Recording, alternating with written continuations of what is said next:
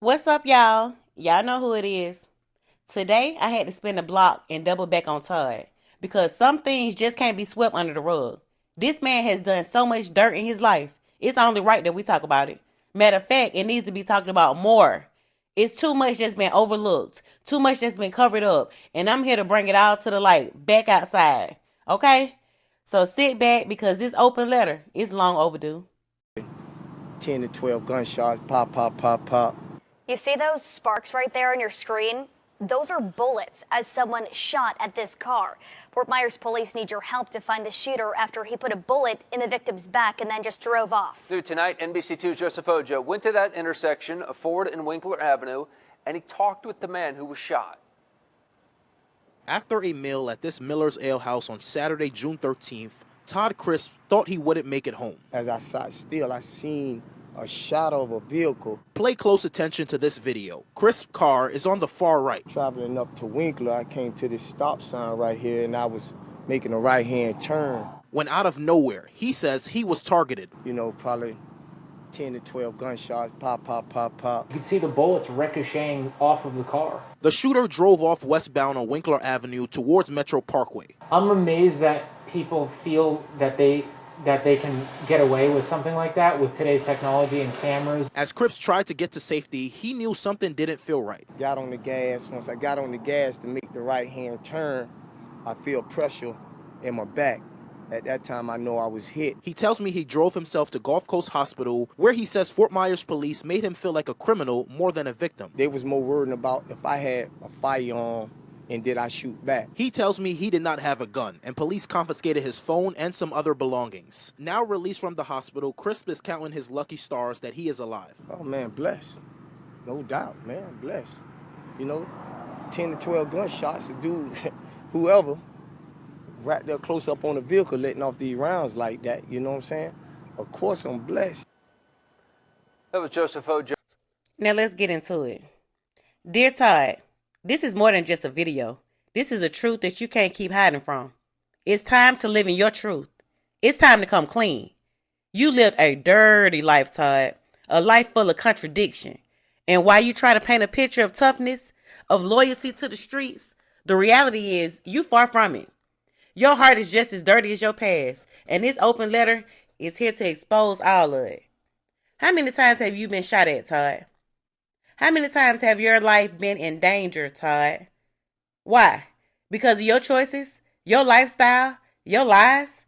You try to keep up the image of someone who plays by the street code.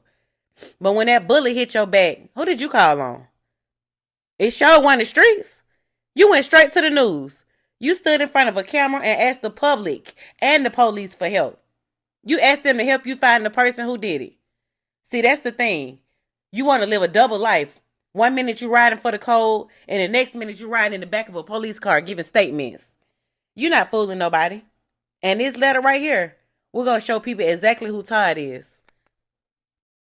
But the real question is, why we can't find a single news clip of you standing in front of cameras asking the public or the police for help solving the cold case of your little brother, Tory Crisp?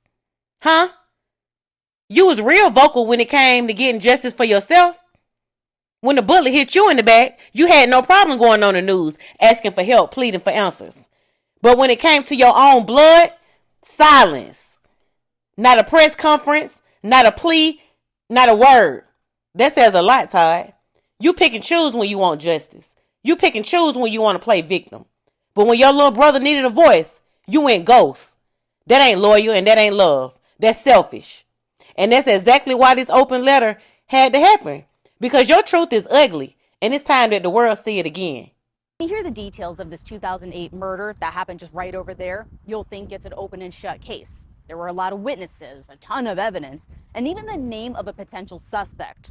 But it's not that simple. A Fort Myers cold case detective tells me that he needs just one more thing to arrest someone.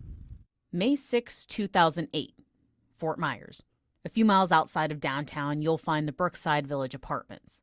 Inside this unit, 105, was 21-year-old Tory Crisp.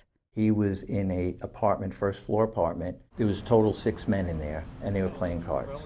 Out of nowhere, 2 men came barging in the back door wearing ski masks. Both guns were according to our witnesses, in plastic bags, which I had never heard of before. Fort Myers Police cold case detective Richard Harrison believes the men didn't want to leave behind any shell casings. Torrey was hit in the chest and back. Another man was shot in the leg. Now, after the men were shot, they all ran out the front door with the gunmen. Picture just in case. 2 weeks later, a break. Investigators found the white car. In the car is a ski mask. In the car are a number of guns legally possessed by the driver of the car. Detectives also found 2 bullets. They had an idea who was in the car, but they needed more evidence. So they got the shoe print and compared it to the potential suspect's shoe. That person was in jail on an unrelated charge, so police had access to their property. So I found a shoe print expert. Not far, actually, right over the bridge at the Cape Coral Police Department. She looked at the crime scene photos of the shoe print. I gave her the shoes from Property Bureau, and she says it's the same size, sneaker, shoe, same style, model. Harrison had quite a bit of evidence. And remember, there were 5 people in that apartment, so someone must have seen something. Unfortunately, he can't go back now to talk to them. You know the streets been talking, right, Todd? You know the streets talk. You know they say you know exactly what happened to your little brother, TC. And not just that, you know why it happened. Does the name BT ring a bell, Todd? Yeah, you remember BT. A kind-hearted dude, generous, loyal, somebody who didn't deserve what happened to him. Y'all had a bet for $10,000 on the game. And when BT won, what you do to him, Todd? You couldn't take the loss, right? So you plotted to rob him. That's what the street's saying, Todd. And that robbery, it just didn't take BT's life. Because you know that you offed him too. And 2 more people end up losing their life behind that too. Including your own little brother, TC. All because of your greed. They say you used your little brother as a pawn. They said you used him and your cousins as shields. That's what the streets are whispering. And it gets louder, Todd. That's why they say TC ain't here no more, because of you. So here's the real question. Why haven't you walked into that precinct and sat down with Detective Harris? Why haven't you helped solve this case that took your brother's life? You act like you don't know nothing, but you know everything. You was out in these streets robbing, hustling, making enemies, and playing both sides. And the worst part, your own sister called you out on it. Let's read what she said in her own words. Todd, I sure wish you would have thought like this before you allowed our little brother TC to lose his life at such a young age due to your bad decisions in life. Our little brother loved life.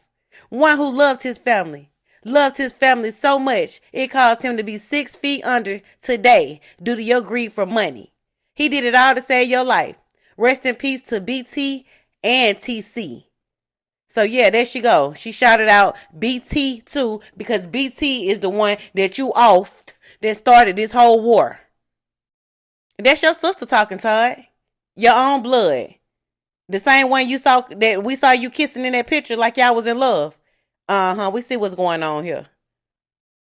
And then here go Tanya, your sister, down there trying to be a bully, trying to harass your wife, family. Tanya, girl, leave that woman and her family alone. Quit harassing her. Quit trying to control the narrative because you can't face the fact that your brother isn't a bruiser. You mad at the wrong people. You want to take it out on the victim, but you can't rewrite what happened. She did what she did, and it happened for a reason. You ain't no judge. You ain't no jury. You ain't nobody but another loud mouth trying to deflect from the truth. You sitting around starting drama, trying to bully her family when you won't even stand up for and fight for your own brother who buried 6 feet deep. Y'all quit to go to war for the one who caused all the pain, but stay silent for the ones that he left behind. Y'all swear y'all so big, so bad, so untouchable down there. But the truth is loud, and it's coming out whether you like it or not.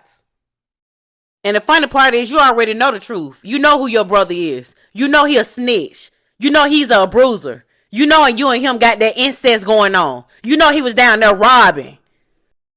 And let's not forget, you tried to play fake activist too. How you down there marching and protesting in front of City Hall about the Dunbar community? Standing out at the mayor's house, trying to act like you some leader for change. Mayor Randy should have locked you up right then and there.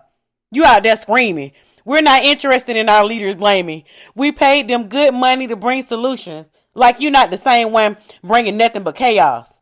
And then there you go with your goofy self, standing in the middle of the crowd holding a sign like you somebody important. The police department must obey the law. So you break the law every day.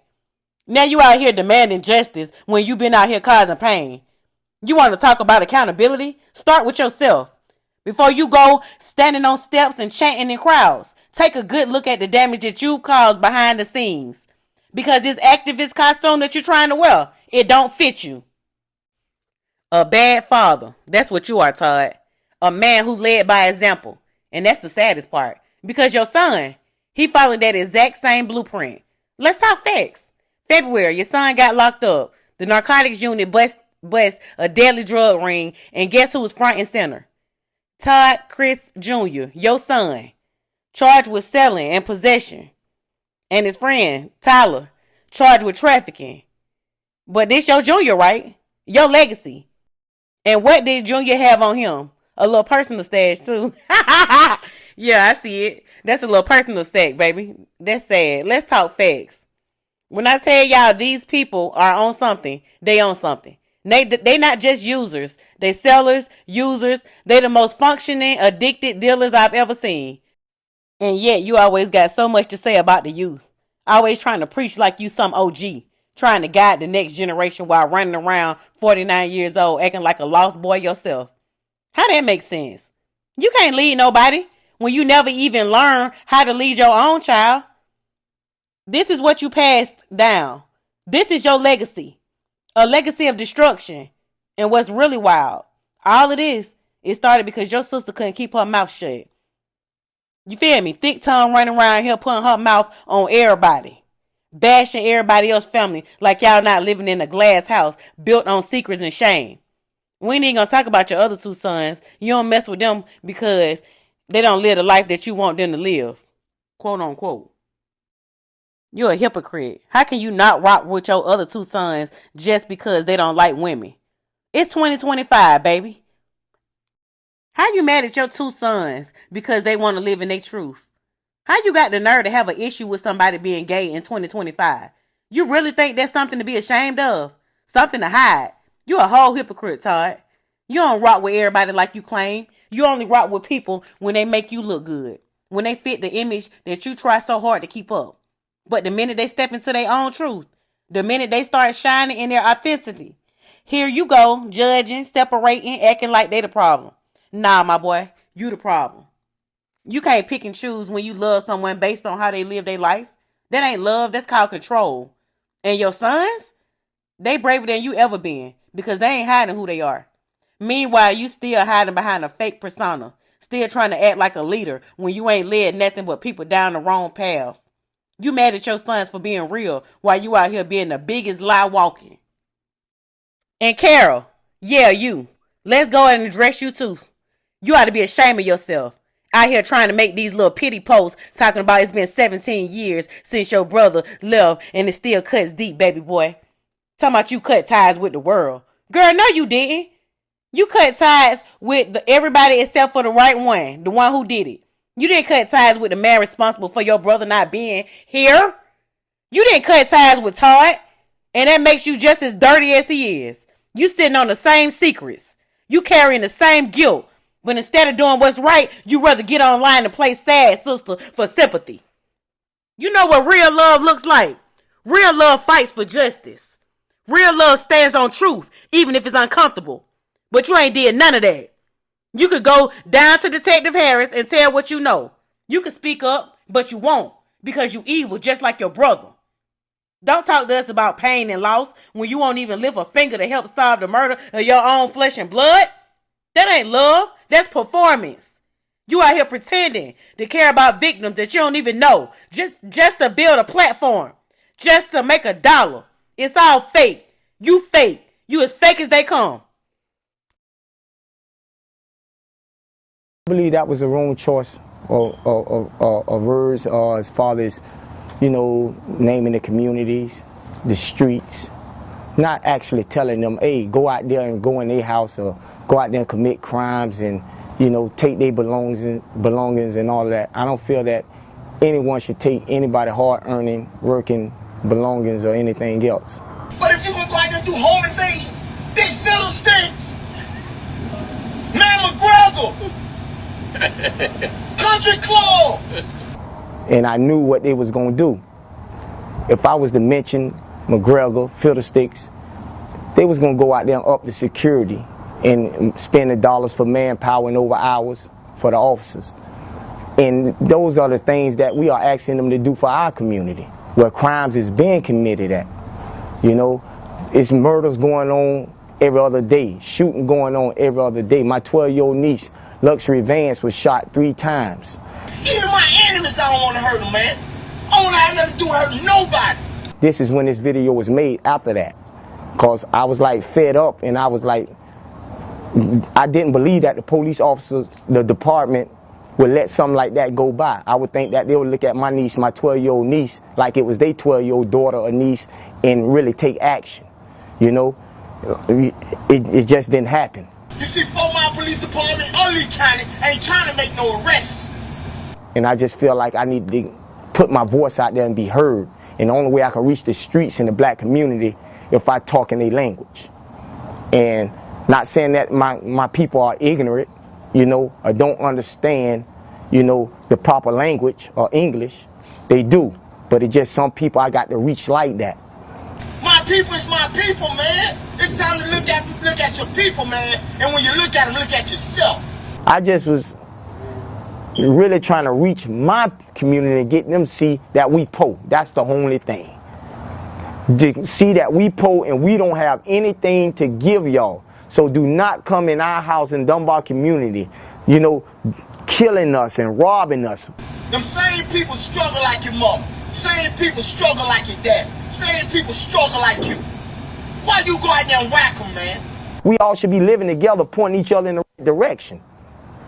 Not going in somebody's house harming 3 people, 2 people, and catching people coming out, getting in their car. Enough is enough. Yo, dudes, man, if y'all want some guidance, reach out to me, man.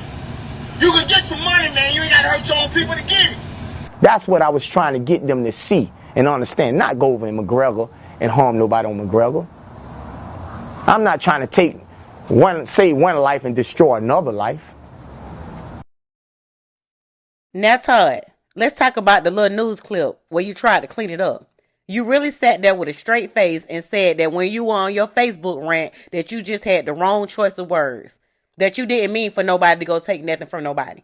That you don't believe in robbing hard-working people. Boy, please. You a straight-up liar. You believe in robbing, finessing, setting people up, because that's exactly what you've been doing your whole life. Quit trying to act like you something that you not. You ain't no man of morals. You ain't no victim. You a scam artist, a manipulator, a snake in the grass. Everything that comes out your mouth never matches the life that you live. You sat up there begging for justice, crying for answers, asking people to snitch and find out who shot your daughter. Oh, my bad. Not your daughter. I meant your niece. Excuse me. Because, you know, that's your kissing sister, baby.